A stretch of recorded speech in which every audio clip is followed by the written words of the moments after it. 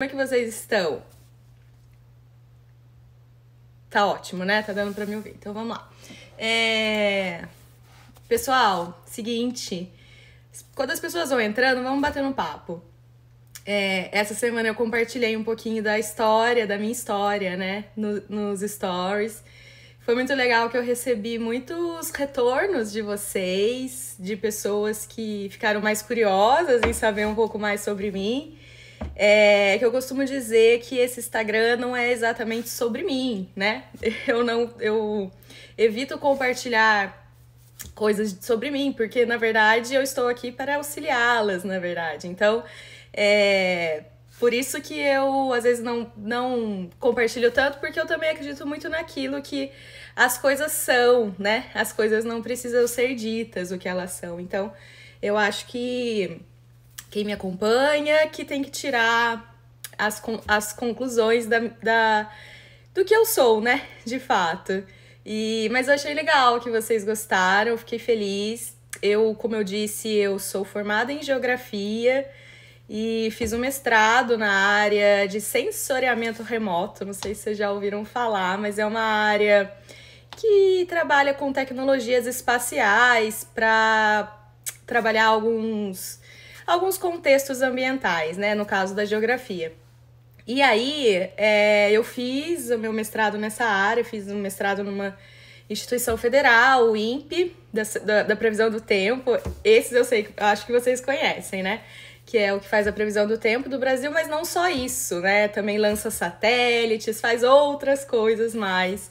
E uma dessas áreas eu me aprofundei, trabalhei na área de sensoriamento remoto. E aí foi isso, daí foi aquilo que eu compartilhei, mas isso já faz mais de 10 anos, né? Na verdade, 10 anos, foi em 2011 que eu me tornei mestre nessa área e desde então eu tenho trabalhado com pesquisa. E aí eu trouxe essa aplicação da pesquisa para educação. Então, eu acho que essa minha prática, né, do dia a dia, de se trabalhar com pesquisa, como pesquisadora, me trouxe a prática e eu consegui unir a minha vocação de mãe, de maternidade, eu consegui unir isso à minha prática profissional agora também, né? Com esse viés também de trabalhar com pesquisa na educação. Então é isso, foi isso que eu compartilhei com vocês, eu já dei uns tempinhos aqui, obrigado pelo retorno, eu vi que vocês falaram aí que é motivador e é isso mesmo. E eu acredito muito nisso, que eu recebo muitas perguntas, né, se eu sou professora, se eu atuo na prática. Não sou professora formada em pedagogia, sou professora licenciada em geografia, né?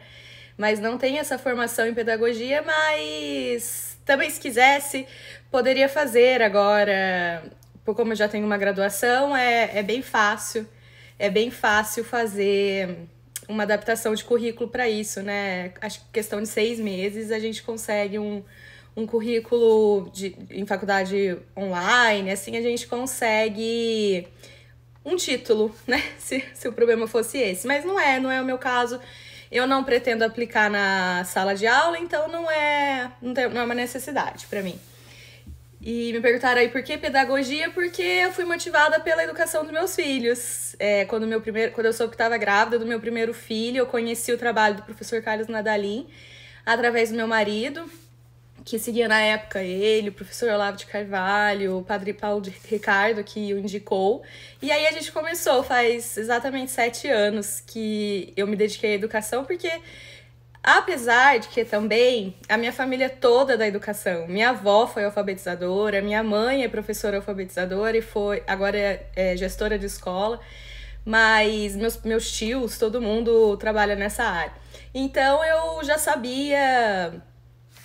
Eu já sabia dos problemas, das situações e algumas coisas me incomodavam já nesse campo da educação. E aí foi que eu fui motivada pela curiosidade, como uma pesquisadora que sou, motivada pela curiosidade a adentrar nessa área da pesquisa em educação.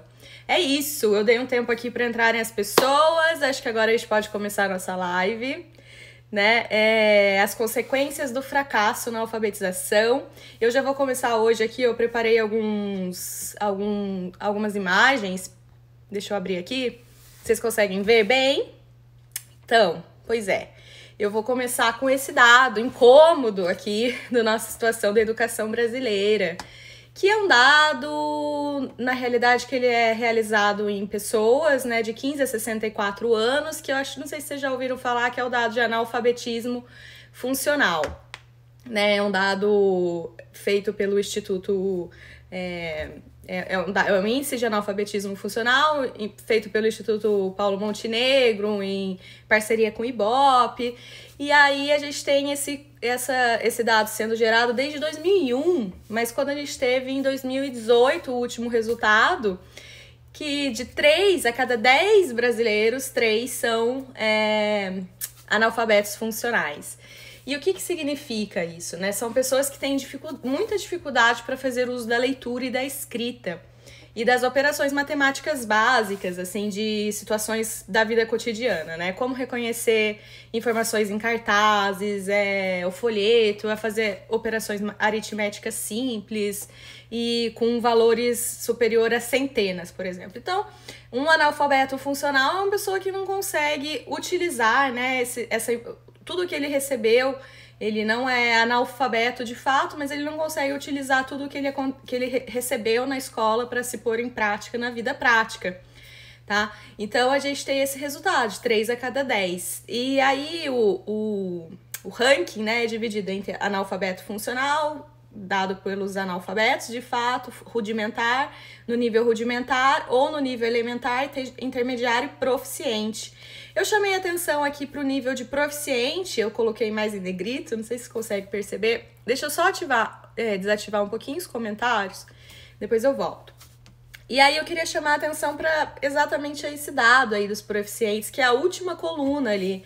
Então a gente tem, dentre os proficientes, a gente tem uma distribuição predominante no ensino superior, mas ainda assim a gente tem apenas 34% dos estudantes do nível superior considerados proficientes, que seria o nível mais alto, que seria, na verdade, uma pessoa que passou por todos os anos de alfabetização, né, de escolarização. Imagina, se ela está no nível superior ou já completou o nível superior, quer dizer que ela passou por todos aqueles anos, né?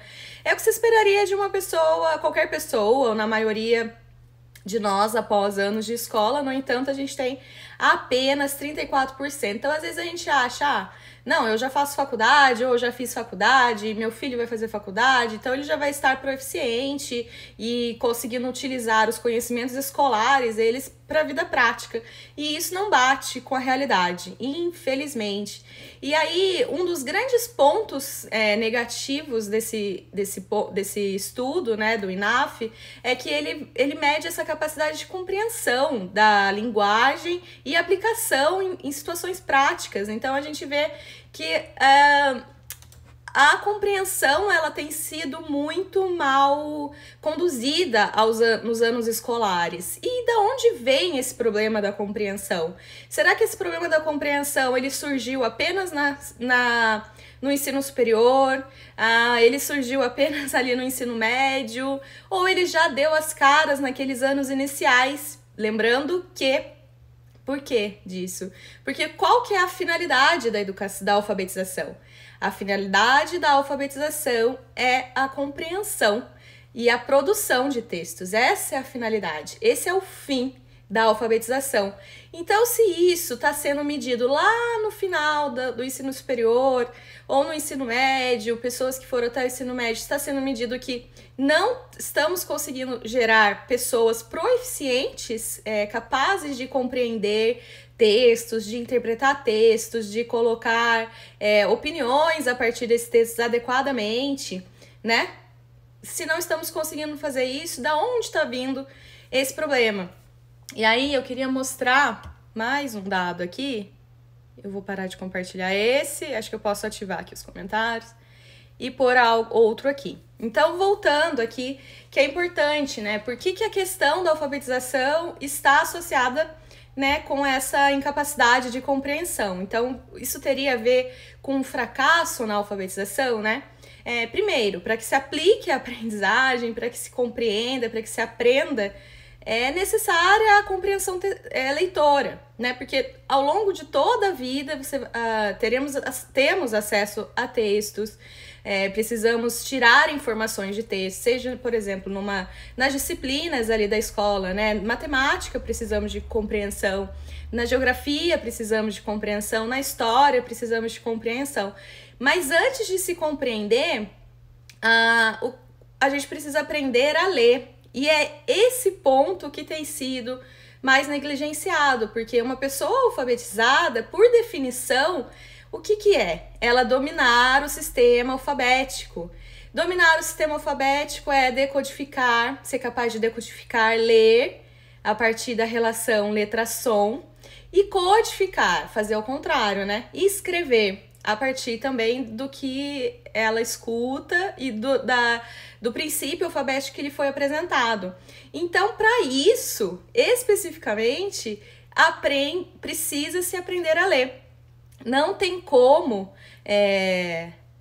a gente ler sem aprender a ler. E um dos grandes erros é, inclusive, que se aprende a ler lendo, o que também não é fato. O que é fato é que precisa se aprender a ler.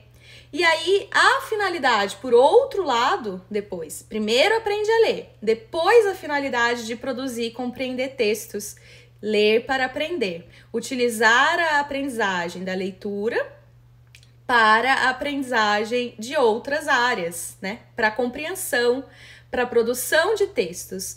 O problema é que hoje a gente tem feito tudo junto e ao mesmo tempo. Não se ensina a ler e já se pede compreensão. O ensino, ele já tem que ter o texto, a criança já tem que ter um uso social daquele texto. E isso tem sido cada vez mais evidenciado que isso nem tem dado certo.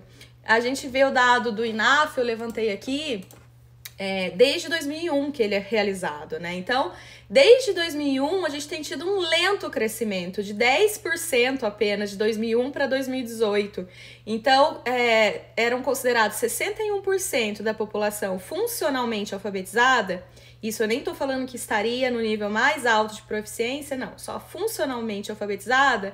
Agora nós temos 71%. Então, eram 61%. Agora temos 31%. Então, de 10 pessoas, antes eram 6 pessoas funcionalmente alfabetizadas, agora são 7 pessoas. É um crescimento muito lento e muito devagar. E nesse mesmo período, os níveis altos de escolarização cresceram.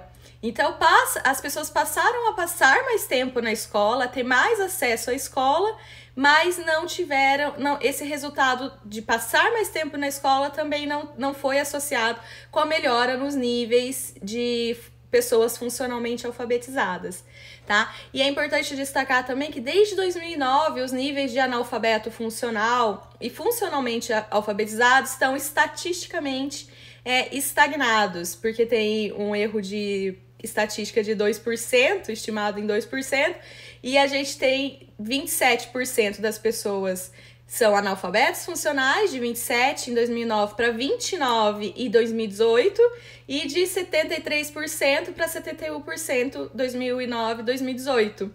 Então, nos últimos 9 anos, 10 anos, né, de pesquisa, que já está atrasado esse dado, né, mas que reflete ainda uma realidade de 2018, mas nós estamos estagnados, completamente estagnados. Então, é isso.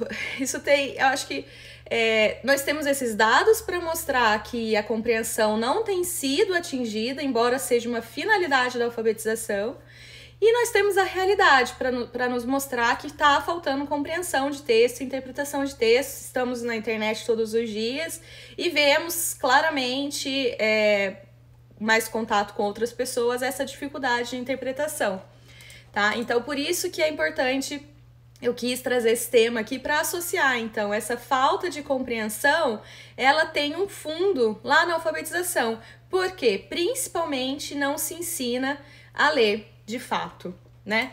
Então, precisa delimitar bem o que é essa pessoa alfabetizada, o que se precisa para ser alfabetizado, para se trabalhar depois dessa alfabetização, dessa leitura consolidada, né, de ensinamento de como se ler, para depois utilizar esse ensinamento para aprender outras coisas, né? Aí eu quero mostrar aqui também que aprender a ler é a base de tudo, então, né? O problema, então, tá nessa concepção errada de que se aprende a ler lendo. Inclusive, eu falei essa frase, e essa frase, ela estava presente, né, no Pacto Nacional de Alfabetização na Idade Certa do ano de 2012. Então, afirmar isso é negar a existência de um processo. Então, eu não tirei da minha cabeça que se falam que se aprende a ler lendo. De fato, isso estava nos documentos e a gente vê isso muito permeado hoje em dia ainda na cabeça das pessoas, de que basta a exposição a texto para se aprender a ler. E o que não é realidade, né?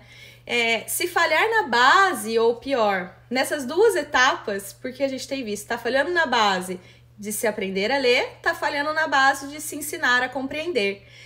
Falhou-se no processo de alfabetização. Então fica a reflexão, né? Estratégias para ensinar a ler e para compreender a ler, depois que se aprendeu a ler, estão sendo colocadas em práticas? Em prática, a resposta é não. Segundo Moraes, eu tô até aqui com o livro, em seu livro A Arte de Ler, é um pesquisador português, um dos maiores erros no domínio, e eu coloquei aí também a referência, um dos seus maiores erros no domínio do sistema alfabético é que as pessoas levantam hipóteses erradas sobre o sistema alfabético. As crianças levantam essas hipóteses erradas, e isso, quando não tem correção, essa hipótese errada que ela levantou sobre o sistema alfabético, se ela não foi devidamente instruída, ela vai levar isso para a vida. Então, isso se liga também àquela live que eu fiz na semana passada, da importância da correção, né? Que Maria Montessori diz que não se instrui enganando-se. A autoridade deve vir em socorro da criança, para aquelas crianças que ela está em situação que ela não sabe o que fazer com aquelas letras que estão diante dela. Então, não adianta pensarmos que a construção dá certo. Se ela é uma construção mal feita, com hipóteses mal formuladas sobre a aquisição da leitura realizada pela criança, essas relações letra-som são realizadas de formas inadequadas e não tem a devida correção, esses erros, esse levantamento de hipóteses erradas sobre o sistema alfabético se perpetua por anos e anos, então causando dificuldade de leitura, de ler de fato e, consequentemente, de compreender o que lê, né? E Van Berger... antes eu queria dizer, que não tá aqui, mas eu queria dizer que Seabra e Capovilla, em 2011, citam em um livro que a incapacidade de leitura, foi identificado que a incapacidade de leitura em jovens leitores estava associada a baixa capacidade metafonêmica. Então, o que seria isso, né? As crianças não conseguiam pensar sobre a própria relação letra-som ali, manipulação desses sonzinhos na palavra, capacidade de perceber o que está sendo falado e o que está sendo lido, o que deve se ler, não conseguia fazer essa relação. Então, isso está relacionado com essa baixa capacidade. Então, a falta de instrução disso também gera pessoas incapazes de ler. E isso também é um outro achado de Alessandra Seabra e Capovilla. E recentemente, em 2020, você pode dizer, estou citando dados de 2013, o livro de Capovilla de 2010, mas então, temos agora Van Berg e colaboradores de 2020, que foi citado no Relatório Nacional de Evidências da Educação, o RENAB 2021. Então, deixa eu mostrar outra coisa aqui. Que a dificuldade de decodificação nos anos iniciais de alfabetização impactam na compreensão de textos. Então, o que Van Berg e colaboradores fizeram? Eles analisaram crianças de 5 a 15 anos. Então, crianças que não conseguiam decodificar nos anos iniciais foram carregando essa dificuldade ao longo do tempo até chegar aos seus 15 anos e não conseguiam compreender os textos. E por que eles fizeram esse corte de 15 anos? Porque é exatamente o corte que se faz o estudo do PISA, né? Que é o estudo internacional dos países membros da OCDE, para ver como que está a situação da aprendizagem, da compreensão leitora e cooperação de numeracia da população. né, jovem e matriculada em escolas, né, regularmente matriculadas. Então, os dados do Brasil são péssimos, né, são quase 50% dos jovens de 15 anos, segundo o último PISA de 2018 também, mostra que tem incapacidade de compreender. Então, a gente tem INAF mostrando isso, a gente tem o PISA de 15 anos, feito de 15 a 16 anos, mostrando isso, e a gente tem também os próprios dados da educação infantil, do final do ciclo ali, da Avaliação Nacional de Alfabetização, último dado de 2016, eu já citei isso numa live também, com 55% das crianças com incapacidade de compreender e ter fluência de leitura.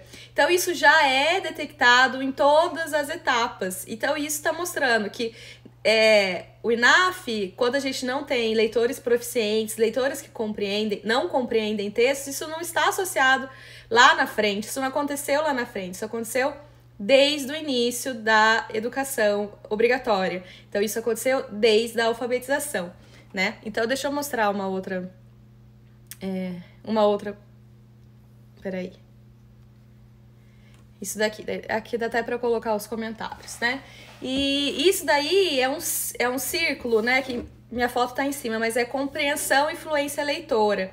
Como que se dá essa compreensão e fluência leitora? Então, quanto tiver maior acesso, a gente vê uma seta da leitura e da escrita ortográfica se relacionando aí, né? Então, conforme a gente vai tendo acesso, a criança vai tendo acesso à leitura, ela vai ampliando a sua escrita ortográfica. Mas, como sempre, aí a gente vê, precisa aprender a ler, porque senão esse círculo ele não é retroalimentado. Se não se aprende a ler, se não se tem contato com a devida leitura, não se tem contato com a escrita ortográfica e logo não se chega à sua leitura no nível léxico adequado. O que seria essa leitura no nível léxico? Já falei aqui para vocês vários momentos. É a leitura que vai automatizar o que a criança precisa ler. Primeiro lemos pela rota fonológica, e isso precisa ser ativado, precisa ser ensinado, mas a leitura léxica ela vai ganhando espaço conforme vai tendo acesso à leitura, à escrita. Mas para isso precisa ter um vocabulário prévio, precisa ter contato constante, precisa ter o contato correto com a pronúncia da palavra, precisa aprender a ler sempre, né? Para se chegar nesse contexto final de compreensão e influência leitora. Porque senão não se chega a esse círculo final, né? A gente fica parado em alguma etapa, se algo ali não funciona adequadamente. Então, e que a prática acumulada foi um achado de Van Berger, e a prática acumulada de leitura é decorrente da aprendizagem adequada. Então, vai ler mais, vai ler melhor, vai compreender melhor quem aprendeu a ler melhor. Então, tem essa relação. Precisa se aprender a ler melhor, de uma melhor forma, para se ler mais. Então, se nós queremos que pessoas leiam mais, precisamos ensiná-las a lerem corretamente, né? Esse contato da leitura, de saber ler, de saber como se lê, de aprender a ler, de usar esse contato, isso eles falam que é um preditor da compreensão leitora aos 15 anos. Isso é um ciclo que se retroalimenta, né?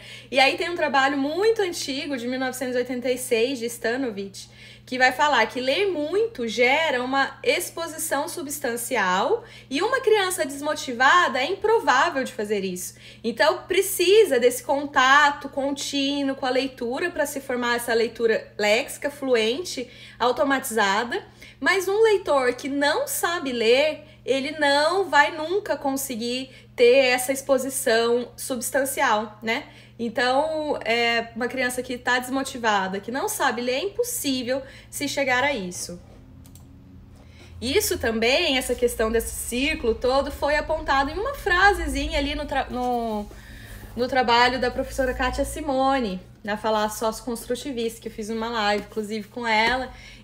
E ela diz, né, que adiciona que a exposição à leitura após adequado ensino contribui para a compreensão e fluência leitora. Uma vez que esse processo em contato com a leitura e a escrita ortográfica permite que o leitor que usava inicialmente lá apenas a rota fonológica para ler, passe a usar também essa rota léxica, porque daí ela vai ter contato, ela vai conseguir ter na sua memória, né, no seu dicionário léxico, a relação do som daquelas palavras todas juntas, não mais em unidades particulares, né, unidades únicas ali constituintes, mas vai conseguir depois lembrar isso como um todo, pronúncia, significado e ortografia. Mas para isso, primeiro, a rota fonológica, depois a gente chega nesse ciclo completo. Então, primeiro aprende a ler, depois usa a leitura para se compreender. É esse o contexto geral. E aí eu vou apresentar mais uma figura aqui. Ai, apertei o lugar errado, peraí. Aqui. E que um dos grandes vilões, né? Uma frase que a gente escuta constantemente, um dos grandes vilões que não se permite esse aprendizado, essa percepção de que as coisas não estão andando bem, tá tendo um fracasso na alfabetização, é o seguinte: na alfabetização, portanto, a gente sempre escuta, cada criança tem seu tempo, e isso foi citado no Renab, no capítulo da Cláudia Cardoso Martins, eu acho, ou da Maria Maluf, agora não me lembro, mas quem é do clube de assinatura vai receber essa informação bem adequada. Então, essa frase de que cada criança tem seu tempo, ela é tão romântica quanto vazia, quando confrontada com as evidências da ciência da leitura e da neurociência cognitiva, e com a própria realidade brasileira. O tempo, ele é do cérebro, então é um desenvolvimento cognitivo que precisa ser bem instruído. O cérebro não aprende sozinho a ler. O cérebro, ele aprende a partir da questão da neuroplasticidade cerebral, né? De fazer, da reciclagem também, de fazer algo que ele fazia antes, fazer, por exemplo, reconhecimento de figuras, isso é o que o cérebro faz já inicialmente. Então, mas ele precisa readequar isso daí junto com outros componentes ali de compreensão, de linguagem, para se aprender a ler. Então, se faz de algo que já era trivial para o cérebro, precisa fazer algo novo. E isso é aquilo que eu sempre falo também. Toda criança precisa ser exposta às mesmas coisas para que aprendam ao mesmo tempo. Não existe essa de que cada criança tem seu tempo. Então, essa frase é um grande vilão para se fazer correções adequadas durante a alfabetização, porque senão a gente vai fracassar mais e mais e cada vez mais, porque se não tem correção, logo não tem chance da criança aprender, né? Então, mais uma vez eu vou citar Montessori aqui: não se instrua enganando-se. A autoridade deve vir em socorro daquela criança em perigo, né? Oferecendo-lhe ajuda para que ela seja devidamente instruída no caminho que deve seguir. Se deixar passar, então a gente perde anos preciosos, né? De milhares de crianças já perderam a chance de aprender e já precisarão usar a leitura. Aí já não aprendeu a ler corretamente, então já precisa usar a leitura para aprender. Como que ela usa a leitura para aprender se ela não consegue ler adequadamente? Ela consegue ler contextos globais, que eu já falei aqui também, que escapa ali. Se a gente aprende a ler por contextos globais, a gente só consegue ler 30% do texto. Se a criança ela já é estimulada a ler apenas pelaquela rota léxica, porque essa aí é a grande confusão. Se ela é estimulada a ler só a forma global da palavra, mas ela não guardou adequadamente as unidades constituintes, ela não consegue compreender de fato e guardar o todo da palavra, né? Ortografia, rota fonológica, pronúncia, memória fonológica daquilo, de fato, e significado, tá? Então, a gente tem essa consequência, né? E quais são as outras consequências da dificuldade? Eu vou deixar essa frase aí, tá bonitinho. Quais são as outras consequências, né, dessa falta de compreensão leitora?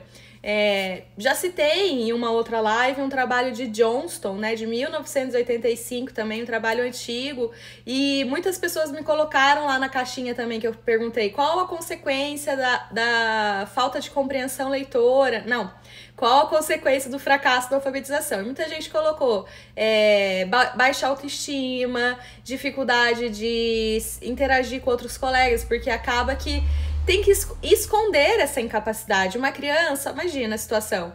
Todos nós já vivemos em escolas e sabemos como pode ser cruel uma criança que não consegue acompanhar uma turma, né?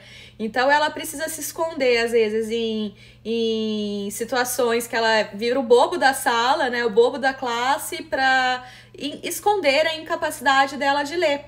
Então isso gera atitudes que o autor fala, né? Atitudes autodestrutivas, gera ansiedade porque não consegue, porque é de fato incapaz. E isso, fracasso escolar, às vezes evasão escolar, desinteresse pelo ensino, e isso tá muito postulado mesmo nos dias de hoje, né? E isso é muito cruel, porque também uma criança, se ela está exposta, ela é obrigada a ir para a escola desde os seus 4 anos até o final ali dos seus 17 anos.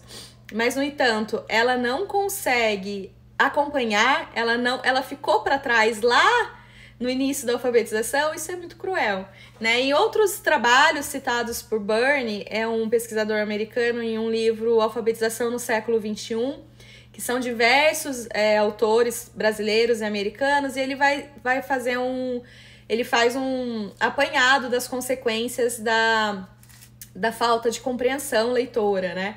Que impacta isso. Ele teve um estudo citado, eu não lembro agora se foi no Canadá ou nos Estados Unidos, no impacto socioeconômico e no impacto também na questão de saúde. Pessoas que não conseguem compreender, por exemplo, uma simples bula de remédio, que não conseguem compreender uma leitura de um plano, adesão a um plano de saúde, e muitas vezes acaba tendo esse impacto também na saúde. Então são consequências que são colocadas. Eu poderia citar aqui inúmeros exemplos que inclusive eu já vivenciei de pessoas com dificuldade de compreender, que acabam achando que estão sendo enganadas, né, que estão sendo passadas para trás, quando na verdade o que a gente vê é só uma falta de compreensão de textos que está diante dela. Então não tem nada ali além disso, é só uma falta de compreensão, uma falta de interpretação de texto adequado. Então isso, de fato, causando muito problema de autoestima ao longo do tempo,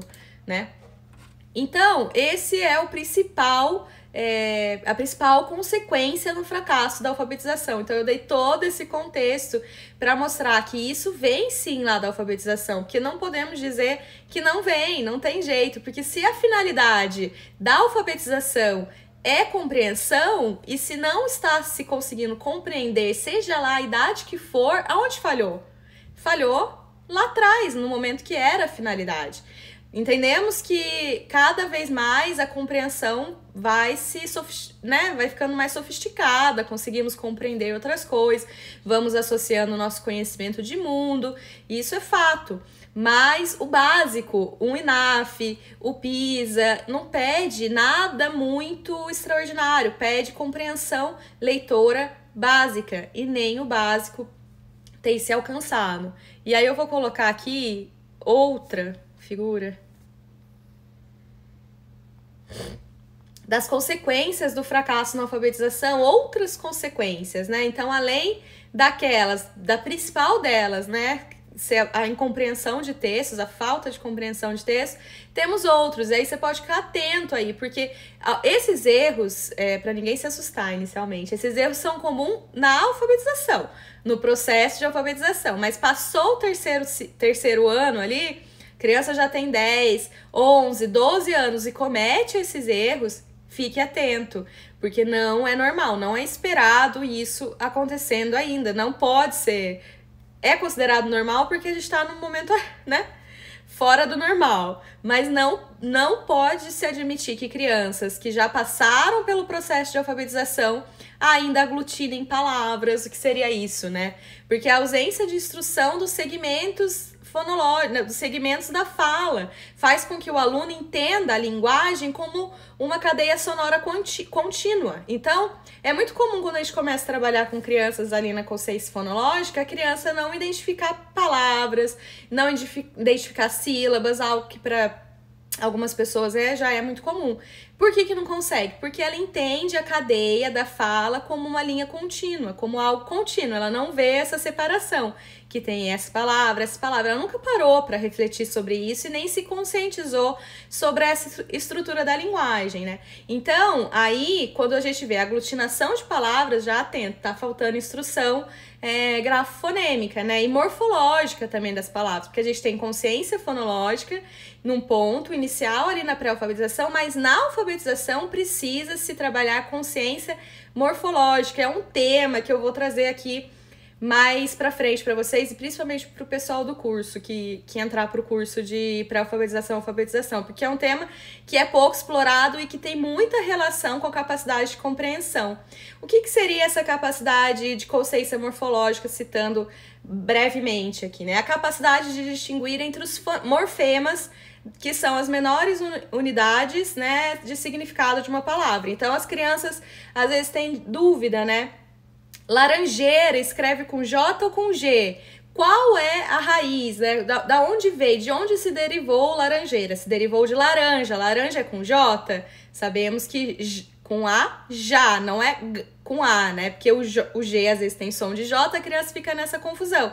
Mas se sabe que laranja, a laranjeira partiu de laranja, se é com J, continua-se com J lá na palavra laranjeira. E isso com tantos outros exemplos. Casar, por exemplo, o verbo casar. Às vezes as pessoas me perguntam, como que eu vou saber se tem som de Z? Como que eu vou saber se é com S ou com Z? Bom, você precisa gravar um principal, né? Um verbo principal, casar. Isso você vai ter a partir do contato com a ortografia. De casar gera, por exemplo, casamento. Então, todas as palavras que se gerar a partir do verbo casar, casamento, também se escreve com S, embora tenha o som de Z entre vogais. Então, esse conhecimento morfológico precisa de instrução explícita. Muitas crianças começam a ter ali, fazer hipóteses durante a alfabetização e no primeiro ano, segundo ano de alfabetização. Mas logo que isso vai avançando, que ela vai dominando a leitura, precisa se dar essa informação mais adequada e mais instruída. Por quê também? Isso ajuda na capacidade da fluência, porque se ela consegue guardar alguns contatos que ela tem com a morfologia das palavras, ela consegue fazer associações na leitura e ler mais automaticamente, né? Ela consegue entender a raiz das palavras ali. Então, outro caso também que a gente vê, viagem com J ou com G, né? Então, a gente tem o viagem com J a partir do verbo viajar. Viagem com G é o substantivo, então não tem o J. Então, tem essa diferenciação. As crianças vão ganhando isso também na alfabetização. E aí, qual que é o problema? Isso vai se sofisticando, mas começa ali, para ela começar a entender essa raiz, né, da morfologia. Nas abordagens globais de alfabetização e na teoria socioconstrutivista, se aposta demais, se aposta muito de que esse conhecimento vai vir a partir do contato com textos, mas não é assim que acontece, né? A criança fica sem referências importantes que ajudaria na ortografia quanto na automatização da leitura, como eu disse, né? Então, a gente tem isso, aglutinação de palavras, aí temos erros ortográficos básicos associados com a simples fonologia. Mas se a criança não tem contato com a leitura, com a capacidade de ler, com a decodificação letra por letra, ela vai escrever, por exemplo, a gente fala pra ela, voltar, né? Tá falando o sonzinho do U. Então, ela vai lá e escreve, voltar. Então, uma criança em alfabetização, tudo bem. A gente explica que, embora tenha o som do U, é um L. Então, você vai dando esse contexto. Mas a criança que não fez essa decodificação por unidades constituintes, ela não consegue ter essa informação bem clara. Então, lá com 10 anos, 11 anos, tem criança escrevendo voltar, outras palavras que não são, de fato, adequadas ali. Deixa eu ver aqui. Né, escrevendo bonito, por exemplo, muita gente fala bonito, com U, escrevendo com U, ao invés de escrever com O, porque ela não decodificou unidades. Então, são outros erros comuns. Quando ela mapeia demais a fala, a partir dos seus 10 anos, quer dizer que ela teve problema de relação grafo-fonêmica lá atrás. Não decodificou adequadamente as palavras e, muito provavelmente, ela pensa na forma global da palavra e ela não sabe as unidades constituintes com detalhes. Isso é algo que deve chamar a atenção. Outro ponto, né? Erros ortográficos associados à morfologia. Eu dei alguns exemplos, mas tem outros ainda. Se a gente sabe que verbos, né? No passado, cantou, andou, sorriu, é com L ou é com U? Eu até coloquei um post lá. Então, se a gente sabe que são verbos de ações passadas, é com U. Então, nós vamos tendo essa informação mais estruturada para a criança lá no processo de alfabetização. Isso é plenamente possível. Então, se tá tendo esses erros, fique atento ao tipo de exposição que foi realizada. Eu coloquei aí a dificuldade em achar sílabas tônicas. Qual que é o problema? Vamos lá, sei lá. Família, né? Família. Se ela lê assim, né? Sem identificar a capacidade de identificar a sílaba tônica ali, mesmo com acento gráfico, né? Mesmo ela vendo que tem um acento, porque ela tá tendo um problema de identificar acentuação, sílaba tônica, até dessa relação direta entre onde tem um acento é uma sílaba mais forte. Mas principalmente em palavras também que não tem acentuação e que ela não consegue achar a sílaba tônica. E qual que é o problema de não achar essa sílaba mais forte? É que se é uma palavra nova, ela lê ali de qualquer forma aquela palavra sem acessar seu significado, ela não consegue fazer associação. Jacaré, se ela lê jacaré, ela fica, o que que é isso? Não tenho associação no meu vocabulário, né, mental, no meu dicionário mental, fonológico, então eu não consigo acessar significado. Então passa que o texto lê todo aquele texto sem identificar significado, como se fosse uma palavra atrás da outra, sem compreensão leitora. Tá? Outra coisa, incompreensão de dígrafos, que dígrafos, duas letrinhas que formam um único som. Mas aí as crianças, o que às vezes acontece em palavras que é dígrafo, o G e o U, né? No caso das vogais E e I. G e U, elas comem o U simplesmente, porque é apenas um som, então eu uso apenas uma letra. Então essa incapacidade, porque, mais uma vez, faltou instrução explícita. Então, esses tipos de erros está muito associado com abordagens globais, métodos globais de alfabetizar para crianças ali, quando isso acontece com crianças acima de 10 anos, tá? E erros ortográficos mais básicos, eu já citei, né, na questão associados à fonologia, tá? Então, a gente vê todas essas consequências da alfabetização, são também no fracasso da alfabetização. Então, são situações que merecem atenção dos pais, dos professores que estão tendo contato com essas crianças lá para frente, passou o processo considerado de alfabetização até o 3º ano.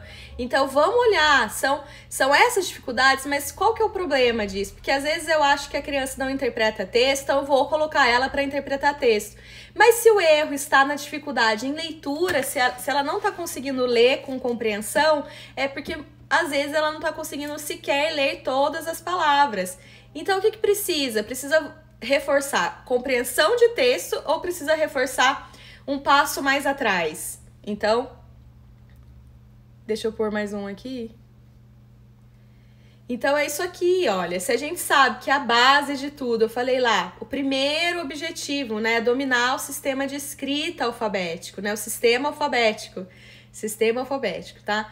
É dominar esse sistema alfabético. Primeiro é isso, aprender a ler. Então, essa é a base de tudo, aprender a ler. Depois que a gente aprende a ler, aí as outras coisas vão surgindo, a escrita ortográfica, a fluência leitora, ampliação do vocabulário, compreensão leitora. Se tá tendo dificuldade em uma dessas etapas ou em todas essas etapas, avalia se o problema não tá lá atrás na questão da aprendizagem da leitura. E o que fazer, então, com quem não aprendeu a ler e tem todas essas consequências, né? Então, tem um livro que cita a importância da reeducação dos leitores fracassados. Então, pode esperar que ocorra, né, uma reeducação dirigida para a decodificação, ensinar de fato a aprendizagem da leitura de maneira mais gerais relacionadas à capacidade fonológica.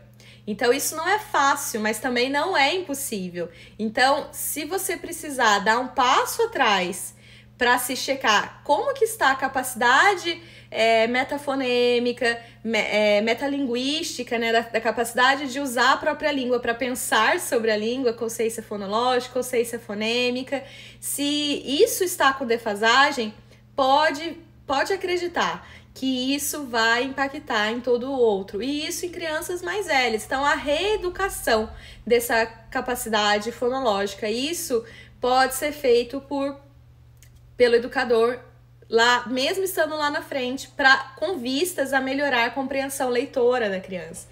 Então, isso pode ser feito com crianças que não tenham déficit e com crianças que tenham déficit em decodificação e nível cognitivo. Então, isso vai ser feito tanto no nível cognitivo, para crianças que tenham déficit cognitivo, quanto para crianças que não tenham, né? Que crianças tenham só a dificuldade fonológica ali de compreender a leitura. E quem citou isso foi José Moraes também aqui nesse livro, tá?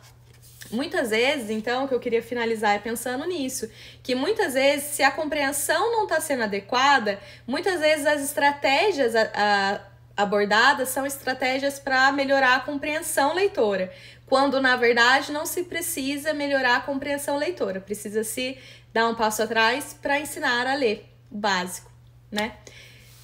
E essa seria, na maioria das vezes, essa dificuldade de compreensão, o erro raiz está lá na dificuldade de ler palavras adequadamente. É um fracasso na alfabetização.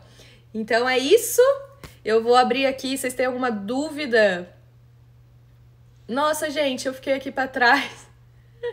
Eu fiquei aqui, a mensagem de vocês está lá embaixo. A Alexandra falou que tem uma criança que tem 12 anos, tem muitas dificuldades, está muito difícil. Então, tem que identificar qual é essa dificuldade. Se a dificuldade na compreensão leitora, dá um passo atrás para ver essa capacidade de compreensão. Se uma criança, juntando com a pergunta da Vera, lê sem compreensão, ela está com problema, de fato, na abordagem de compreensão, ela não está conseguindo ler aquilo. Então, faz uma avaliação, vê como é que está a compreensão metafonêmica, consciência fonêmica dessa criança, ela está conseguindo pensar separadamente nas unidades da palavra, ela está conseguindo saber o sonzinho dessas palavras, dessas letras que formam a palavra, ela está conseguindo ler através disso, então precisa, às vezes, dar um passinho atrás mesmo, para dar a chance da criança compreender.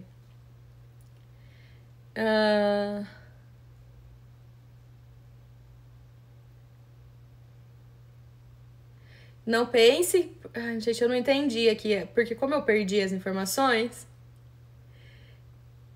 Então, vamos lá. Como é seu curso de alfabetização? Está no forno, está em preparação, vai ser curso de alfabetização e pré-alfabetização. Espero trazer novidades agora no próximo mês, de fato. Está sendo preparado com todas essas... tudo que eu falo aqui, tudo que eu divido aqui, mas de uma forma estruturada, porque é impossível pensar isso no Instagram, né? Aqui nessa plataforma. Então, eu queria também falar que se você gostou desse conteúdo, dessa aula agora, né? Sobre essa questão dos fracassos da alfabetização e as consequências, tudo isso vai estar no livro, no artigo sobre esse tema no Clube de Assinatura disponível amanhã, tá? Hoje, da minha escola, foi sobre as hipóteses de escrita. Não sabia se ria ou se chorava. Pois é, algo tão arcaico e já defasado, né? Pois é. É isso, pessoal. Eu acho que eu consegui passar a mensagem de hoje, né? Que é a questão do fracasso da alfabetização precisa ser bem olhado e ser olhado com cuidado para a gente conseguir entender aonde que está o erro das crianças, mesmo crianças mais velhas, ali 10, 11, 12, 13 anos. Aonde que tá o erro? O erro, às vezes, não tá somente na compreensão. Às vezes a compreensão ela é fruto de uma leitura sem habilidades.